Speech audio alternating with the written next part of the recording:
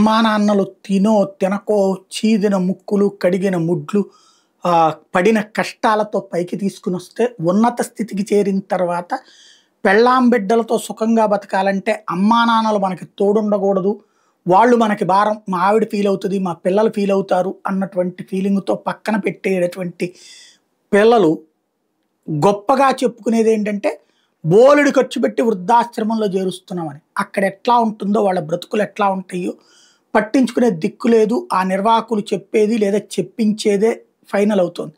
అలా ధనవంతులైనటువంటి వాళ్ళు ఇచ్చిన డబ్బులతో వృద్ధాశ్రమాల్లో ఉంచిన వాళ్ళని కాళ్ళు చేతులు కట్టేసినటువంటి ఉదంతం తెర మీదకి వచ్చినటువంటి వ్యవహారం ఉత్తరప్రదేశ్లో చోటు చేసుకుంది. నోయిడాలో అక్రమంగా నిర్వహిస్తున్న వృద్ధాశ్రమంలో అమానవీయ దృశ్యాలు వెలుగులోకి వచ్చిన అక్కడ ఉంటున్న వృద్ధులను నిర్వాహకులు జంతువుల్లాగా కాళ్ళు చేతులు కట్టేసి గదుల్లో బంధించారు. సమంత వీడియో సోషల్ మీడియాలో వైరల్గా మారడంతో అధికారులు తనిఖీలు నిర్వహించి వాళ్ళని రక్షించారు. రాష్ట్ర మహిళా కమిషన్ సభ్యురాలు మీనాక్షి బరాలా ఈ విషయాన్ని బయటపెట్టింది. నోయిడాలోని సెక్టర్ 55లో ఉన్న ఆనంద్ నికేతన్ వృద్ధాశ్రమంలో ఓ వృద్ధురాలిని కట్టేసి గదిలో బంధించిన వీడియో సోషల్ మీడియాలో వైరల్ అయింది. ఈ విషయం లక్నోలోని సాంఘిక సంక్షేమ శాఖ దృష్టికి రావడంతో అధికారులు తనిఖీలు నిర్వహించారు. అక్కడ బందీలుగా ఉన్న 42 మంది వృద్ధుల్ని రక్షించి ఆశ్రమాన్ని సీజ్ చేశారు.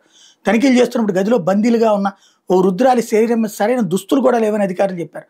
మరికొందరు వృద్ధులను కూడా గదుల్లో బంధించారు. వీళ్ళలో అధిక శాతం ధనిక కుటుంబాలకు చెందిన వారి తల్లిదండ్రులే కావడం గమనార్హం. వీళ్ళని చూసుకోవడానికి ఆ కుటుంబాల నుంచి భారీగానే డబ్బులు కూడా వసూలు చేస్తున్నారు. కానీ ఎంత దిగజారిపోయిన పరిస్థితి చూడండి.